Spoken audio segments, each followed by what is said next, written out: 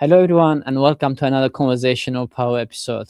In today, our conversation with my guests, we will try to understand the background, historical background, and oil-related issues, the Shah regime of Iran, because we are many of you know what's going on in the Middle East, in Iran. We are at the 8 days of the war. Many people in televisions, in mainstream media, so on, or the spaces, they're talking about this ongoing war. Most of them, maybe, or half of them, maybe they don't have any idea what's going on, how we come to this point, how Iran come to this point, why the United States attack to this region, what is the importance of the oil. And as we know, in the 8 days, the war, it seems that it will continue in this intense, maybe in the more harder way. The United States and Israel continue to strikes military installations across Tehran and many places on Iran. And to understand this, sometimes when the immediately, suddenly some war, some conflicts come, there must be have some ready people who write the books, who write the articles, so they are experts of the topics. And I think the right time to discuss with people, they must be this. You should bring these experts on your channels, or give the platform to them to tell us what is the historical background. And in this point, I have a really amazing professor, his valuable guest. We are going to discuss his books, Dr. Andrew Scott Cooper. He's the author of The Oil Kings and The Fall of the Heaven. He's assistant professor in the international relations and European affairs at DEAR, the American College of the Greece. Welcome, Dr. Andrew. Thank you for joining my shows. I'm very happy to be with you and your viewers today.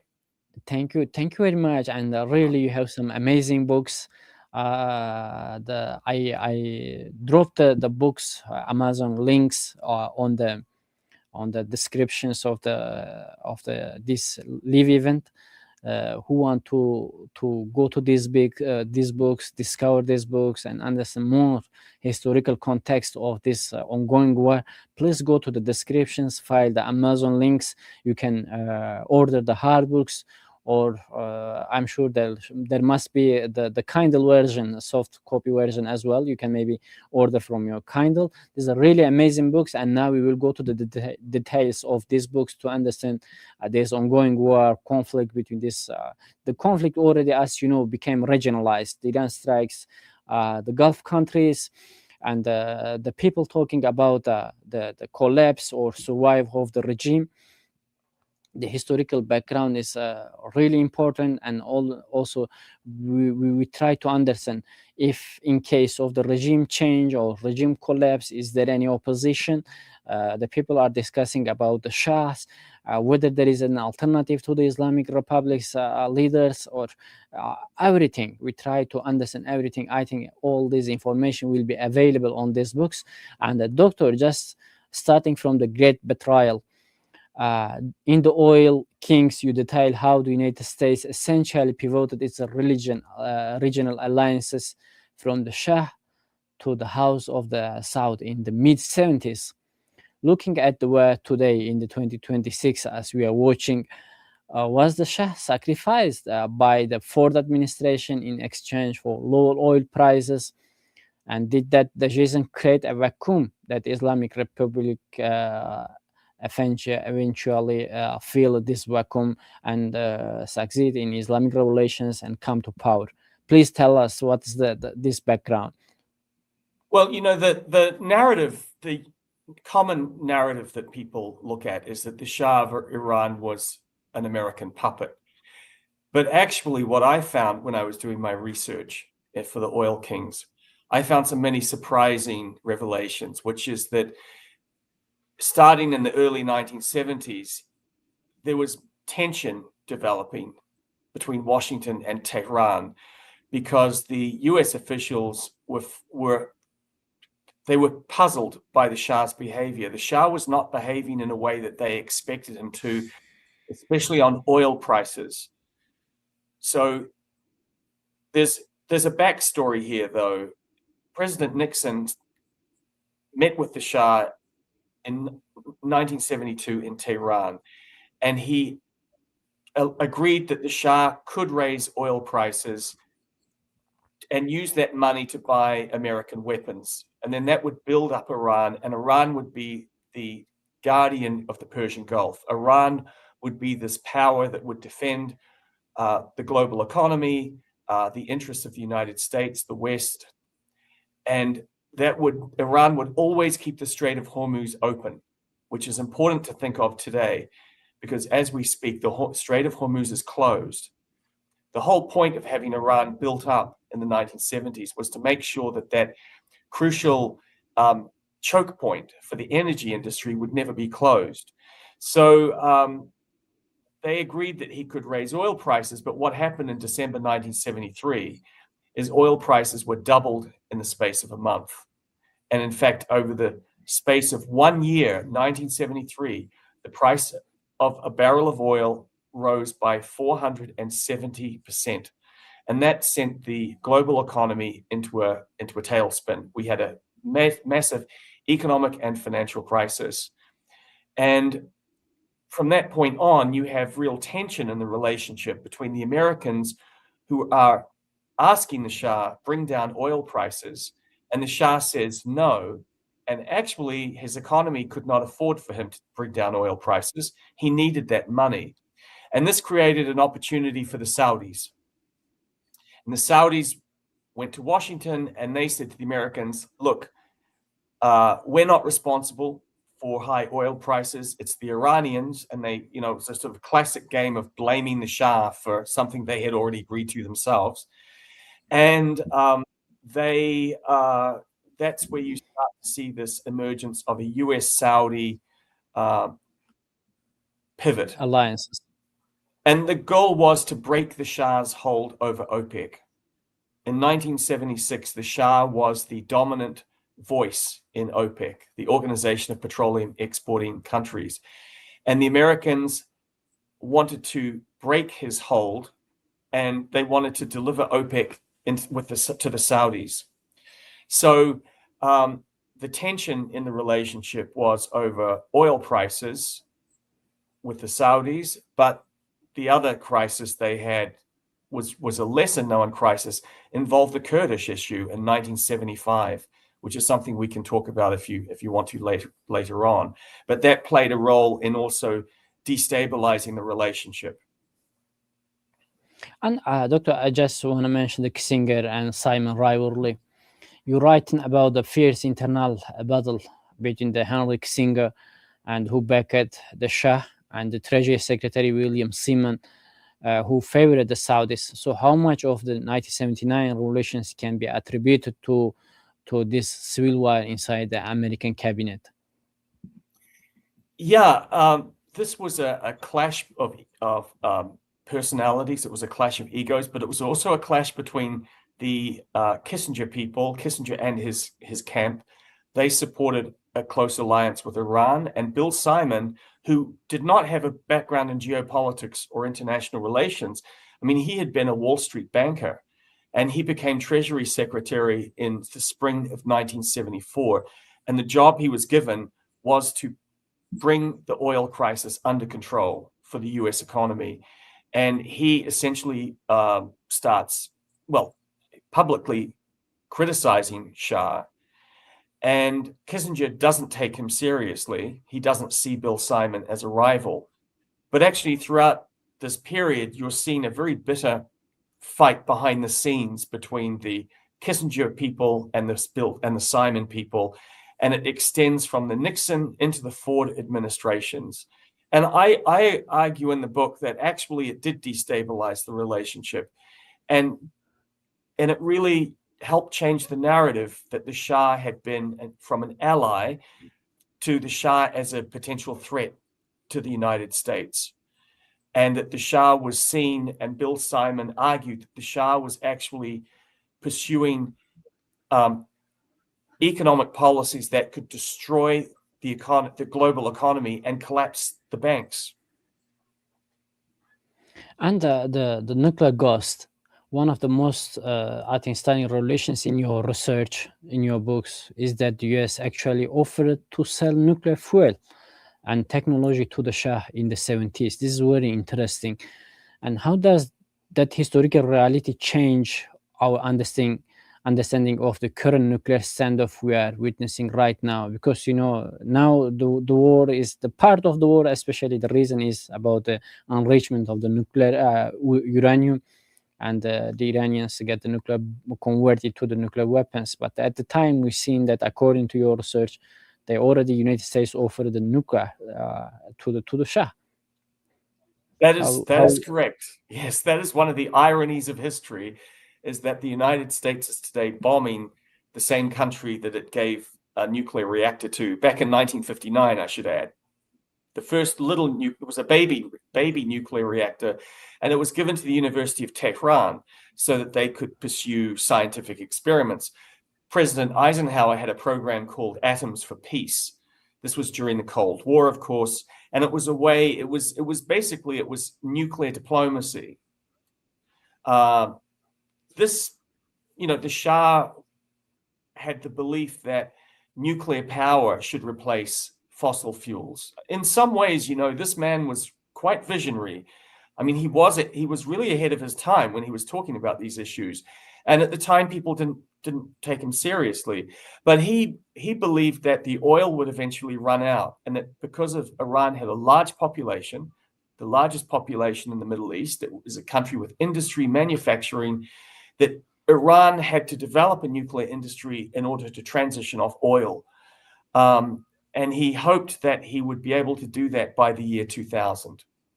So he very much wanted to buy American nuclear technology. And in 1972, again, we come back to this visit by President Nixon and Kissinger to Iran in 1972 as part of their secret deal to lift restrictions on the sale of all American weapons to Iran, short of the nuclear bomb.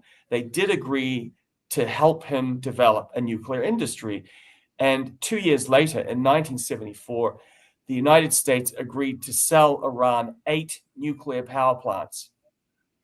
And when I say 8 nuclear power plants, I mean that the Shah would buy the whole thing, and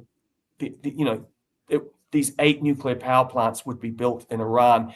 And the French agreed to sell him 5 nuclear power plants, and the West Germans agreed to sell him a couple of power plants. So the Shah had this idea that there would be multiple power plants around Iran.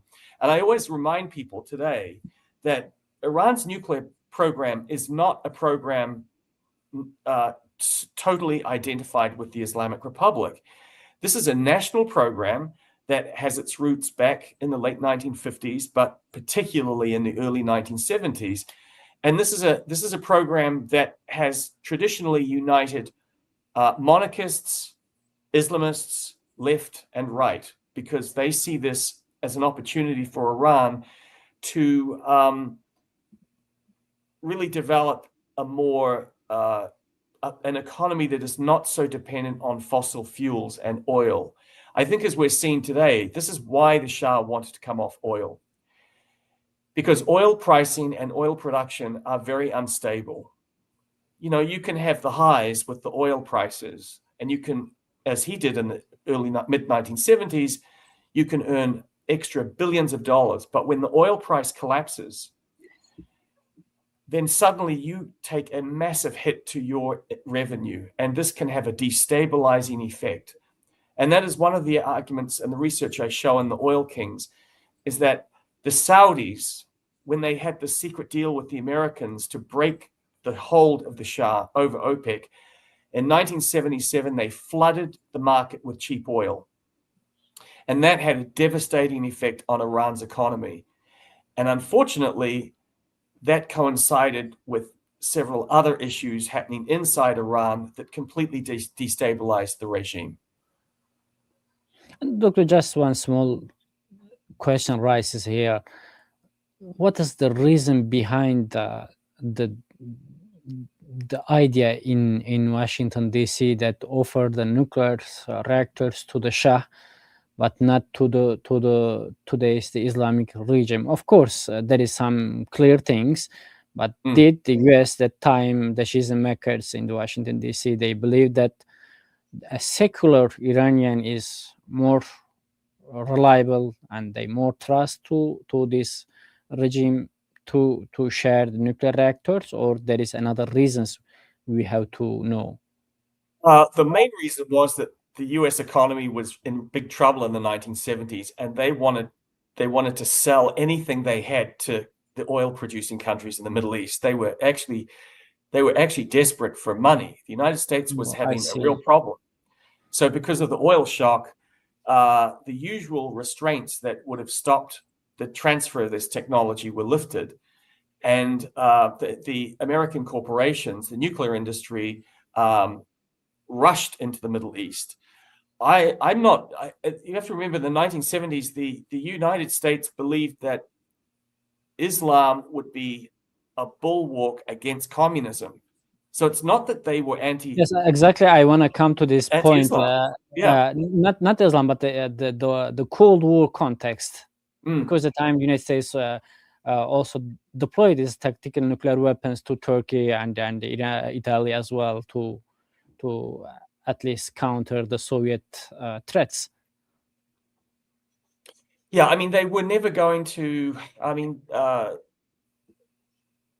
we have transcripts of Kissinger's conversations with his senior staff, with President Nixon, President Ford, and also a really interesting one with the Soviet Foreign Minister Gromyko in 1976, where Kissinger admits to Gromyko,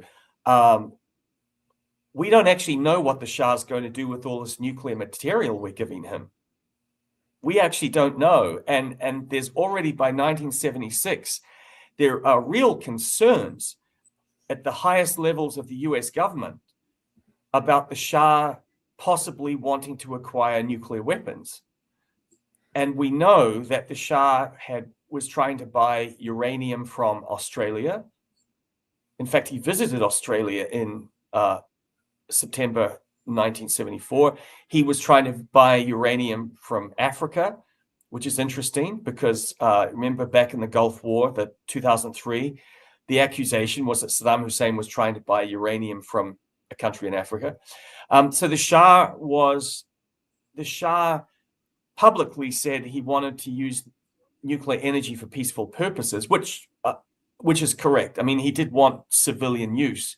However, there was the lingering suspicion in Washington that got worse through the 1970s that perhaps he had other motives and perhaps he might actually want to go nuclear. And if he went nuclear, that would destabilize the entire Middle East and the global balance of power. And Dr. Jess, moving toward to the oil and the geopolitics in that area, the Shah famously refused to break the OPEC monopoly, which you argued led to destabilization, his government destabilization or power. Do you see a direct line between the Shah's resource nationalism then and the way Iran uses energy and threat of closing the Strait of Hormuz in this current 2026 conflict? And I think the similar things happened to the Mossadegh as well when he tried to nationalize the Iranian oil between 1951 and 1953. I mean, oil is the albatross around the neck of Iran. I think the oil is so intertwined with Iranian domestic politics, but geopolitics in the region. We're only 8 days into this crisis. I am surprised and fascinated that the Iranians have really, without physically blocking the Strait of Hormuz, they have threatened to attack any ship that goes through the Strait of Hormuz. So essentially they have closed it.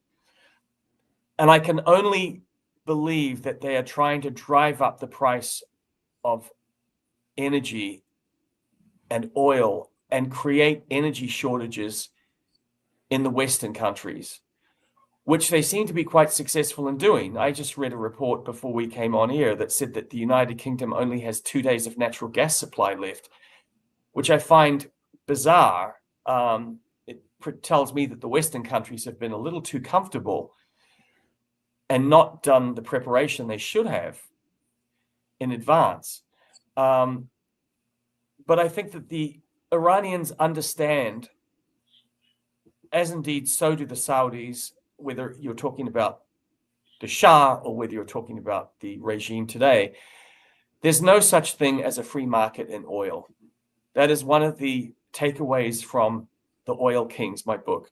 And that's what I learned, is that oil is a resource that can be and will always be weaponized by producers or consumers for reasons of national security, but particularly by the producers.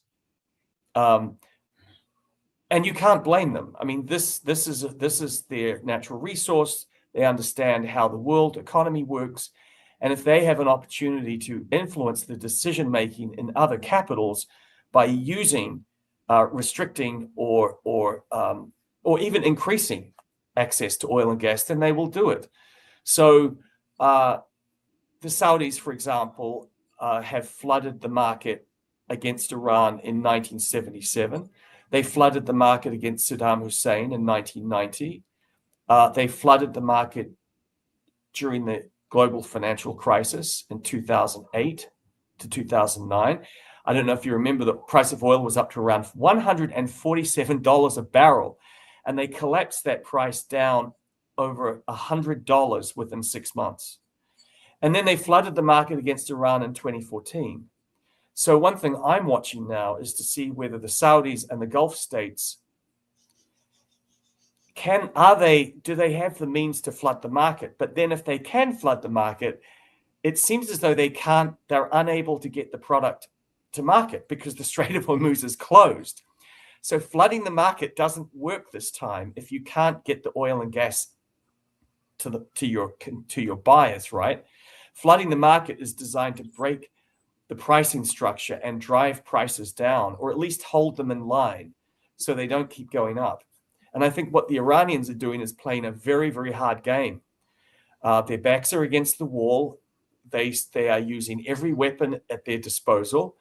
And the oil and gas, here we are 53 years after the first oil shock, and we are still stuck in this cycle. It's like a loop. We're still stuck here watching the Strait of Hormuz, a 33 miles wide gash between, Iran and the Arabian Peninsula, 33 miles controlling the fate of the world economy. I want to make a point, though, that when we talk about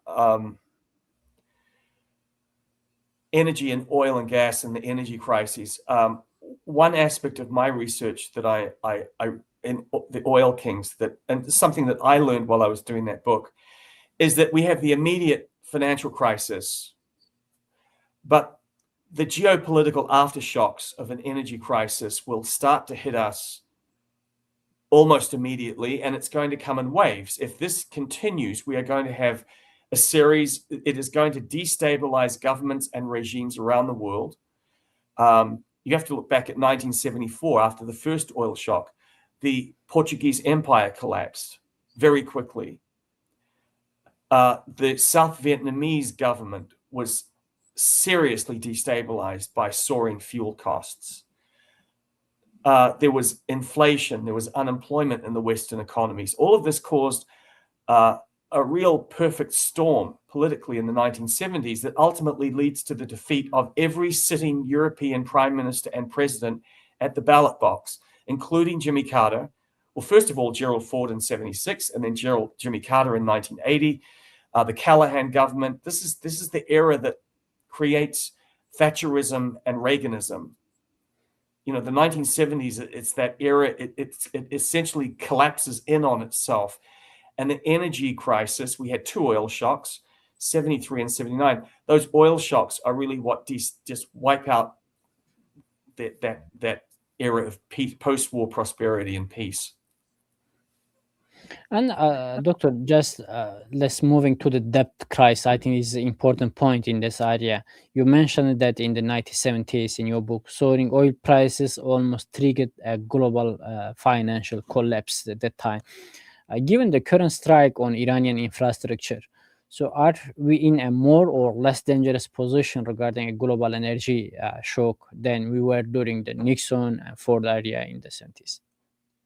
Well, I would like to say that we've learned our lessons, but that would be that would not be true. And already I'm seeing headlines about indebted countries struggling to pay their bills. I'm seeing in the Philippines. I don't know if you saw on Thursday of last week, the Philippines government is talking about a 4-day work week. They're asking people to turn down their air conditioners. In other words, this crisis is only 8 days old, and the Philippines is already experiencing serious financial economic problems. Now, if this continues for another, let's say Trump is talking 4 to 6 weeks, I think we can assume this is going to be much longer than that. We could be in for months of instability and uncertainty, and governments and regimes that are already in a fragile position may not survive. Actually, another regime that collapsed in large part because of the oil shock was the Ethiopian Empire. Haile Selassie, Emperor Haile Selassie of Ethiopia, his economy was quickly bankrupted by high fuel prices in 74, and he was deposed in a coup. So I think that the danger that we're possibly, but what we have to start watching is instability in the geopolitical sphere as well. This is not just an economic financial story. I think back in the 1970s, when they were talking about oil, it was if you were reading the newspaper, it would have been on the business pages. It would have been on the financial pages. It wasn't something that politicians were necessarily paying attention to. I think today things are moving much faster, and there's a convergence of news.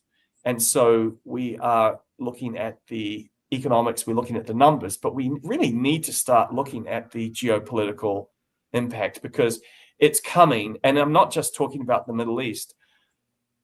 This could hit every region in the years to come. Specifically, I think East Asian countries like the Japan, South Korea, China, and even Japan, I think up to 90% Yes. depend on the oil in the Hormuz. India as well. And, Yes. China maybe have some stock, a good stock, but India, what happened to India? This countries has population with 1.234 billion. And Japan as well, they have 100 millions. And Indonesia, when these countries run out of the oil stocks, maybe it will lead to the internal chaos, demonstrations, protests in these capitals. And to what extent do you believe that it will make a pressure on Washington D.C. to at least go negotiations? To my view, I don't believe that there will be negotiations, because all these countries, they I think they will resist until they lost capabilities. When we look at the Israel, Iran is an existential threat for Israel, and from the Iran point of view, Israel is an existential threat. United States moving its third to its navy from the Atlantic to from the United States, even not on Atlantic, and from the Pacific Ocean to the Middle East, Mediterranean, and just encircle Iran, without getting a concrete result from this war. I don't believe that United States will go back with an empty hand. It will, I think, lead to the some political damage in Washington D.C. And that's why I believe that the war will maybe take months, as you say, and really it don't look like the good things on the horizon of the mankind. I mean, we have a leadership deficit right now. We have populist leaders in these countries, and they are they communicate via anger and emotion, and we're not hearing the leaders that we had back in the 1970s, who were generally measured, thoughtful men and women. They had gone through World War II. They knew what war was, and they were much more cautious, and their language, their rhetoric was much more cautious.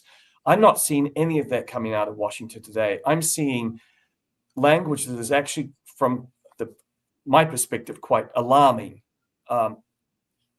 there's a hubris and overconfidence there. They don't seem to understand that they're fighting we're talking about, this is the Persian Empire. The old Persian Empire did quite well for a long time, and the Iranians are descendants of the Persians. There's a whole history and a culture that has been neglected on the American side. So I in terms of what will move Trump, he seems to have a short attention span. He seems to get very bored very easily. I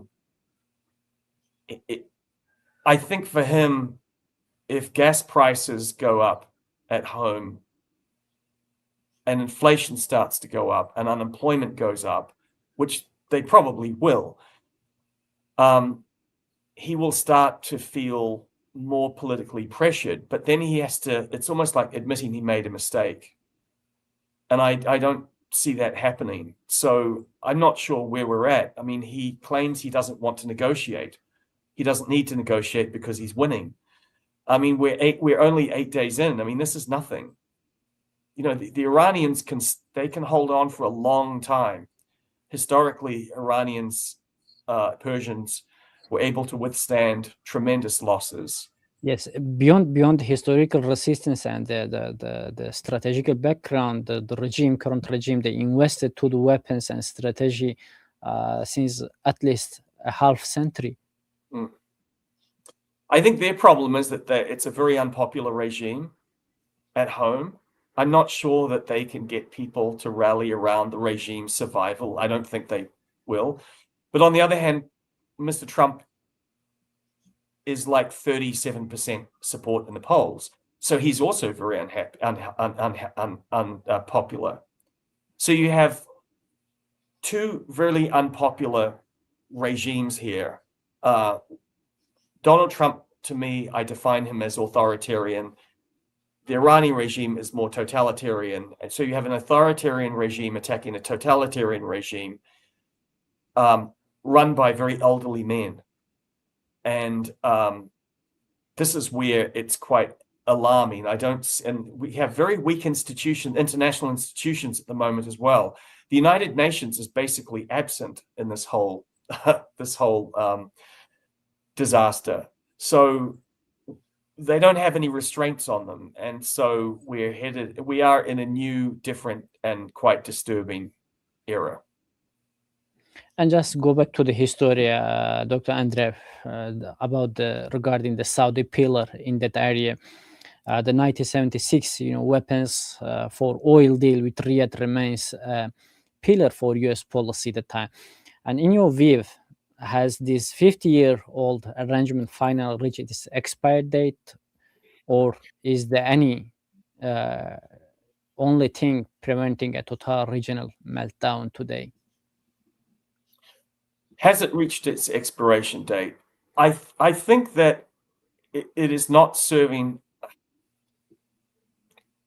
The two countries are very codependent on each other in a way that I think is generally unhealthy. When President Biden was in power, the US-Saudi relationship was in very bad shape. Trump is back and he wants to do business with Saudi Arabia, but he will leave eventually. And then this is the problem the Saudi regime has, is that they have really, I think, identified themselves too closely with one politician in the United States. Not even one political party, but one politician. And this is the problem the Shah of Iran had in the 1970s. He was very identified with Richard Nixon because he had a close working relationship with Nixon. But when Nixon resigned in 1974, the Shah had not established close relationships with any of the other senior politicians in Washington. And this creates a huge problem with President Gerald Ford and then President Jimmy Carter. They don't feel the same loyalty or affinity with the Shah that Nixon did. And so the Crown Prince of Saudi Arabia is very much identified himself with Trump. But what happens when Trump goes? This doesn't create a lot of goodwill in Washington because the Democrats are watching and they will think, okay, you gave money to Donald Trump, you did business favors for Donald Trump. We view that as corruption. So we'll have to address these issues before our relationship can move forward. And Doctor, just moving to your next books to understand his history through this amazing manuscript, The Fall of the Heaven, you wrote, The Internal Collapse, these questions, and the top 5 dream I want to mention. In The Fall of the Heaven, you describe the Shah's vision to make Iran one of the world's top 5 powers. This is very amazing. If the 1979 revolution had never happened, where would Iran sit today in the global hierarchy, specifically regarding the current US-China strategic rivalry in Asia? Do you believe that, or at least in regional level? Yeah, I mean, if there had been no revolution, Iran was what the Shah was trying to do at the time of the revolution was transition to a constitutional monarchy. He knew he had cancer, he was dying. He knew the country had become far too complex for one-man rule. And so the tragedy of the Shah and the Pahlavi dynasty is that he was trying to liberalize. And, we forget that in the summer of 1978, he actually promised free parliamentary elections in Iran in the summer of 1979. He doesn't survive. I mean, he leaves Iran in January, but that transition was underway. So Iran, I think, had there been no revolution, Iran would have transitioned more towards a Western style constitutional monarchy. It wouldn't be looking like Denmark or Sweden, although that was the Shah's ultimate goal, was to look like Sweden by the year 2000. But nonetheless, it would be a very different country. But the Middle East would also be a very different place. As far as China is concerned, it's interesting because although the Shah was a close ally of the United States, he really had tremendous respect and affinity for the other ancient civilizations in Asia. And he was really keen to develop close relations with China. In fact, the last foreign head of state to visit Iran on a full state visit was the chairman of the Chinese Communist Party, Hua Guofeng, in August of 1978. And they were having as they were even having their banquet in Tehran at the end of August, there was unrest in the streets. But the Chinese also saw that, and the Chinese knew there was unrest in Iran, but even they understood that a relationship with China and Iran was very, very important for political purposes, for commercial purposes. You have two ancient civilizations. It makes sense for them to come together on a number of levels. The Shah would inevitably have visited China himself. In fact, he probably would have visited in 1979, 1980 on a full state visit to return that state visit by Hua Guofeng. But his wife, Empress Farah, had sent her to China on a 3-week visit in 1971 anyway, with the Prime Minister of Iran. And that visit was designed to open the doors to a rapprochement between Iran, which was an anti-communist country, and China, which was ruled by the Communist Party. So the Shah was very practical in that sense. He really also wanted to develop a relationship with China so that Iran would not be so dependent on the United States and Europe. So he was looking to the East at the time of the revolution. And in the book, you have described Muhammad Reza Pahlavi as a benevolent autocrat. So was his ultimate failure that he was modernizer, or simply wasn't ruthless enough to survive a revolutionary wave, or was the fundamentally disconnected from the religious realities of his people? I think all of those statements are correct. He certainly was not ruthless enough. The Shah, although the Shah is, I mean, I just did an interview 2 days ago, and the first question from the American interviewer was, was the Shah a bloodthirsty dictator? Well, he wasn't, because he was overthrown. This is not someone like Assad of Syria or Saddam Hussein of Iraq. The Shah was a very mild-mannered, moderate-viewed, and also a very shy individual who was trying to modernize his country, but the way he was modernizing it provoked quite a radical backlash. He was trying to impose all these reforms from the top down. He was imposing them on the people. There wasn't a lot of debate as to whether they wanted these reforms. And I think when some of his reforms were quite, even by our standards today, quite remarkable, stripping the clerics of their land holdings and distributing the land to the farmers, nationalizing the forests and the waterways, granting women the right to divorce, the right to vote, the right to work in the government, the right to serve in the military. He was saying these things sort of 60 years ago. And I mean, it was part of the post-war current of modernization. But I think that modernization was not well thought through. And actually, I think had they gone slower, had it been a slower process, a more gradual process, the change could have been managed in a way that was more acceptable to the Iranian people. There still would have been resistance, but I don't think there would have been a revolution. And then there's also the issue that the Shah was not a good crisis manager. In 1977-78, he had opportunities to stop the unrest, and he didn't do that. I mean, he kept saying over and over, a king can't shed the blood of his own people. And at the time, Westerners heard that, and also many Iranians, and thought, well, he doesn't truly believe that. But actually, he did believe it. And that's why he left the country rather than risk a civil war, because he was offered the choice of a military coup. And he was told, if you want to end the revolution now, then we're going to have to risk civil war. And he said, I'm leaving. I don't want that. The Iranian people, I will not start a civil war. And so I will give up the throne. And he walked away.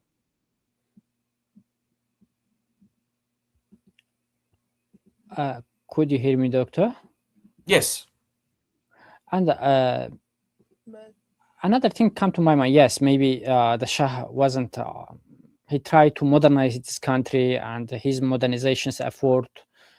The idea, at least behind the modernization effort, clash with the religious people, the Persian.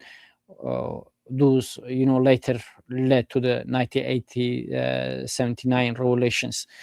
Yes, there is maybe the idea of the clash, and he saw the resistance from the religious. So what about how his approach toward the ethnic minorities like the Kurds and Baluchs? Will you have any comment here? Did he treated these ethnic minorities well during the modernization? That's a good question. I know that he saw himself as the king of all Iranians. He had a very traditional concept of what it meant to be the king, that he held the mantle of heaven, the Far, the Persian kingship, the mantle of kingship. And that meant he had to protect the rights of minorities. Now, I'm sure those of you, your viewers, who maybe some of them are old enough to remember that time, it's possible they may have been unhappy. It may have been a difficult time for them. I know that the Arab minority in Iran, I think they experienced some discrimination. But the bigger point that I would make is that the Shah protected the rights of religious and ethnic minorities, to so much so that when the revolution was beginning, some of those minorities, including the Assyrian Christian minority, completely evacuated the country, because they knew that once the Shah was gone, there would be an Islamist regime that would come down very hard on them. But with the Kurds, it was an interesting situation with the Kurds, because from 1970. Just before go to the details, Doctor, I just want to understand, during that time under the Shah regime, is there any kind of the governance system, such as one language, one state, one nation, and impose the Persian culture, Persian language towards the other ethnic minorities? Just I want to understand this historical background. My understanding is that I'm not an expert on the issue of minorities in Iran, so I can't fully explain that. But my understanding is that those minority groups spoke their own language, and they were allowed to practice their own customs. That's my understanding, but I may be wrong. I do know that with the Kurds, from 1972 to 1975, Iran, the United States, and Israel supported a Kurdish uprising in Iraq against the Ba'athist regime in Iraq. And in 1975, the Shah reached an accommodation with Saddam Hussein in Algiers at this meeting of Middle East countries in Algiers. And part of the deal was that he agreed to cut off support for the Kurds who were rebelling against Saddam Hussein. And that was a really destructive decision because Kurdish minority in Iraq was then crushed. And there was a lot of bloodshed, and there were tremendous reprisals. Also, what it did was he ended the operation so quickly that he really angered the Israeli and American governments. They were taken by surprise. He just announced to them suddenly, I'm stopping support for this operation because it no longer serves my purpose. So that's where the interests of the Kurdish minority in Iraq were simply used as a tool to achieve realpolitik. And there were real humanitarian, human rights consequences from that. It was a terrible tragedy, and many thousands of people were killed. And I think it's the irony. I would just say today, the irony is that today we have the United States and Israel wanting to start a Kurdish insurgency inside Iran against the Iranian regime. So we have the sort of opposite situation happening. I hope the Kurds stay out of it. I hope they don't get involved because the likelihood is they will be betrayed again. No, Doctor, there is an important point here, specifically in third world countries or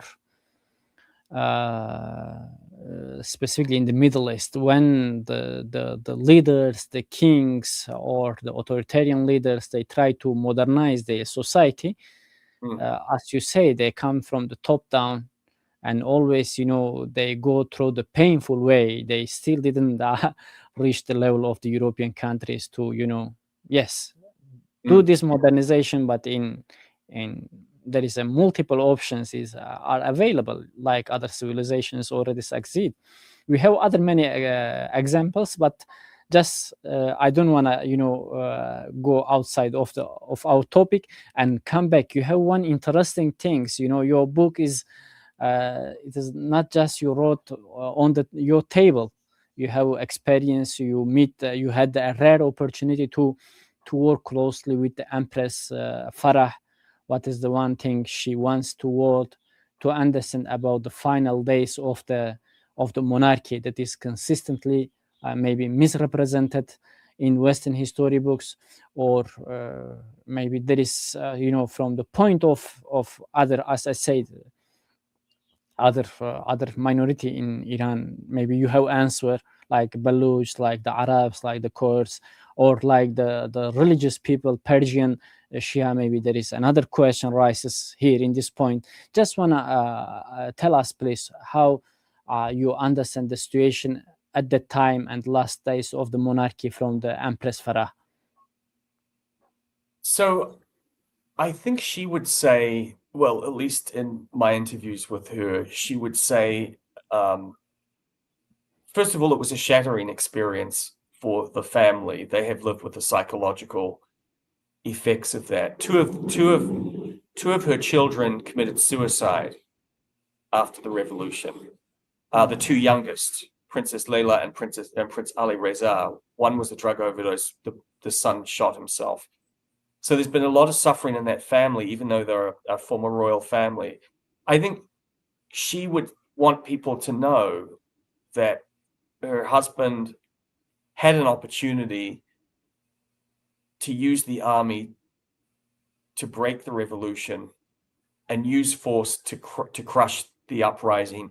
And he made the decision not to do it because he did not want to turn Iran into what we saw in Syria under Assad during the Arab Spring for all those years, from sort of 2011 to 2020, more or less, or later, actually, until 2 years ago. and that they tried to do their best by the Iranian people. They tried to modernize Iran. They made mistakes, but that the regime that came in 1979 was not what anyone expected. They were hoping for a democratic transition, and it went terribly wrong.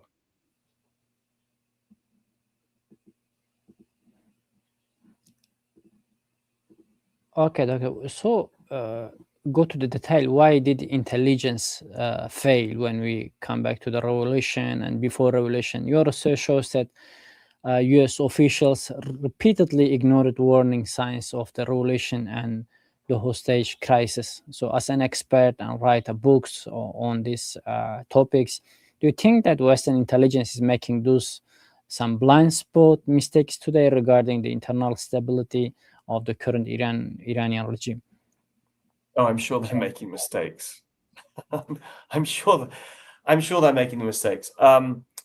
The situation in Iran in the 1970s was quite interesting because the American ambassador under Nixon, Richard Helms, had been the former director of CIA.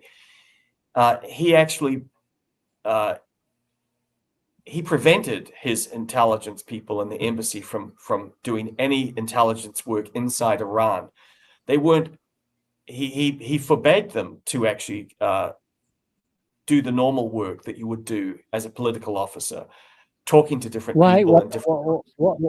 Why he did? What is the reason? He didn't want to upset the Shah because they had bigger issues going on.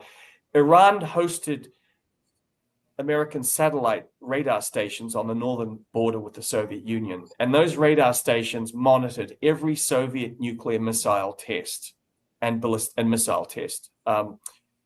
And those tests, the information they collected from those tests was very important for the détente negotiations between the United States and the Soviet Union, nuclear missile agreements.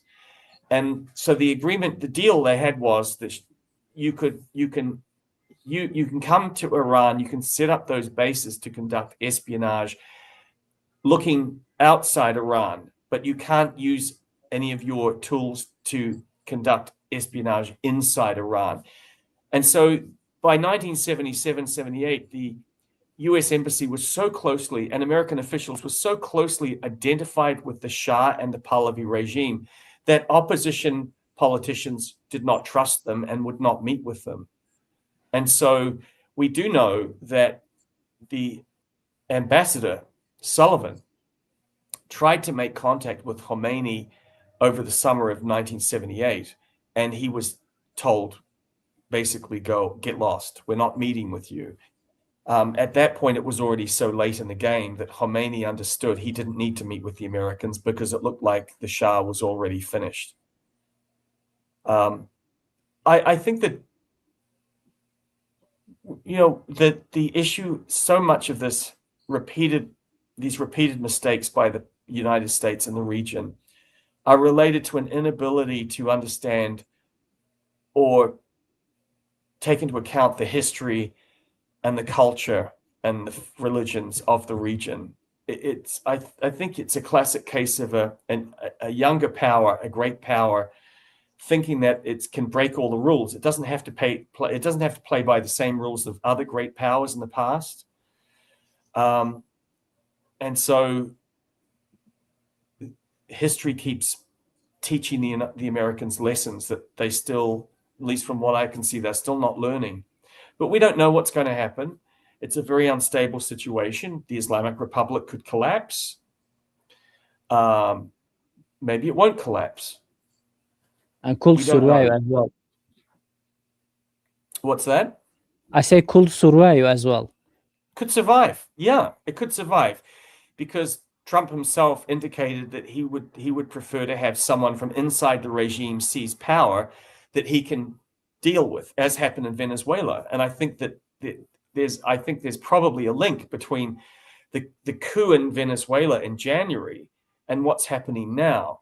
But we're talking about two countries in different continents with completely different cultural, historical backgrounds. I mean, okay, Venezuela and Iran, what do they have in common? Oil. That's what they have in common. They're both allies, or they were allies. That they had that in common. So he's definitely breaking that alliance. But as far as applying the lessons of regime change in Iran as in Venezuela, you know, it doesn't sound like doesn't sound like they've had many regional experts in the room when they've been making these decisions. Let's put it that way. And just related your books, Doctor, regarding the Pahlavi dynasty. This April, I think, marks the 100th anniversary of the Pahlavi dynasty, and we see at least a sport in diaspora to the current Shah, even nostalgia maybe among young Iranians for that area. So, is this a genuine political movement for restoration, or is it just a reaction to the hardship of the present and the situation in Iran? Or really, the current Shah can feel the vacuum of power in this region, in Tehran? The longer the war goes on and the more destruction inside Iran, the bigger the vacuum. And I'm not sure at that point that any individual will be able to fill it. If the worst case scenario happens, there's civil war and it just implodes. I know that the sentiment, the support for a monarchy for a restoration of the monarchy is not new. This has been building for about the past 20 years. We have to remember that 10 years ago, 100,000 Iranians suddenly gathered at the tomb of Cyrus the Great in October, I think it was 2015 or 2016, and held a celebration for Cyrus. And that came as a huge shock for the Islamic Republic. And the next year they repeated it, and then now they've restricted access to Cyrus's tomb. So we saw a mass mobilization of young Iranians in particular, who are currently having this almost like a romance with Persian culture, not just with the Pahlavi dynasty, but with Iran's monarchical heritage, because for them,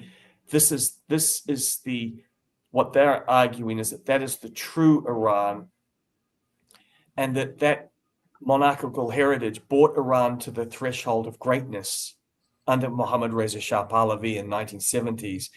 And they associate Shia Islam, the political Islam, and Islamic government of Ayatollah Khomeini, they associate him with war, isolation, poverty, deprivation, failure, corruption, cruelty. I mean, this was always the weakness of Khomeini's decision in 1979 when he came back from exile. His decision to get involved in politics. The risk was always that the clerical class, the ulama, would be now blamed if anything went wrong in the country politically or economically. And so in the old days, under the Shah, if something was wrong, people would point to the king and they would say, he's the one to blame. Now when they point to the supreme leader, and he claims to be speaking on behalf of God. So this is a whole crisis within Shia Islam as well, with political Islam in Iran, not elsewhere in the region, but certainly in Iran. It's a huge identity crisis now. And the final cycle, Dr. Andrew, you have said that the history is a wheel that spins very fast. Is the war we are seeing today, operations a peak fury, and the final violent closing of a historical cycle that began with the Shah's exile in 1979. What will be your take? Where do I think what's going to happen? Yes. Well, historians never like that question because we are so cautious as we never like to predict the future. Yes, I would only say, as an international relationist, maybe you can. That is true. Yes, it's true. I can't escape because I also am an international relations scholar. I would say that this conflict has been 47 years coming. that there is an element on the part of officials in the United States and Iran to have this final showdown after 1979 because of the hostage crisis, the fall of the Shah. I mean, that's why the history is so important. So in some respects, to me, the war feels a little inevitable. We have been sliding towards war for a long time between the United States and Iran. I think from what I see so far, the US military campaign is very poorly thought through. I'm shocked at the language coming out of Washington, the extreme language, the overconfidence. But I also think the Iranians have not played their hand very well either. I think you have two regimes that have misunderstood each other, and this is the result of that misunderstandings and miscommunications. And I will say one more thing about the Oil Kings. For a long time, the Oil Kings was a book that was used in the US Department of Defense for preventive war planning between the United States and Iran, because I know the person who used the book for training in that way, and they used to use the book to bring in all the agencies from the US government, and they would ask them to, we don't want to have a war with Iran. We want to prevent an accidental war starting. So they would use my book to try and educate the officials about what could possibly happen and the importance of looking at events through the eyes of the Iranians, the Iranian regime. And then last year, the office that conducted those exercises was abolished. And I only say that because historians have an opportunity to really help educate, inform, entertain as well, but also to bring some kind of reason to the table. But usually we're not brought in until it's too late. So yes, I think we are facing very amazing war. I think it is, to me, it's totally different than the war we are experiencing, like the Libya war, Iraqi war. Now we are watching a war, as you mentioned, this is the war of the totalitarian and authoritarian. In one side, Donald Trump, on the other side, the Ayatollahs, the other side, Netanyahu. And this is, going very interesting. But I want to make a small comment, Dr. Andrew, as a political scientist, the Organsky, for sure, you have to know about his books and famous power transition theory. He always, mentioned that the rising power, declining hegemon. Do you think that we are witnessing a war of power transition? But that time in different angle, from different angle. I think we are witnessing a transition. It's very messy right now. I always say to my students, the 2020s is a bridge decade. This is a bridge decade. It's a very messy period between different eras. The 1930s was a bridge decade. The 1970s was a bridge decade. It's like every 40, 50 years or so. And it's our, whether it's bad luck or whatever, we're in the 2020s and it's happening to us. And there does seem to be a power shift happening, but multiple power shifts are happening at the same time. I think the United States has been in decline for some time, but what's happening now is it's an attempt to stop the decline. But I don't know that it is going to stop the decline. Depending on what happens, it may actually make the decline faster.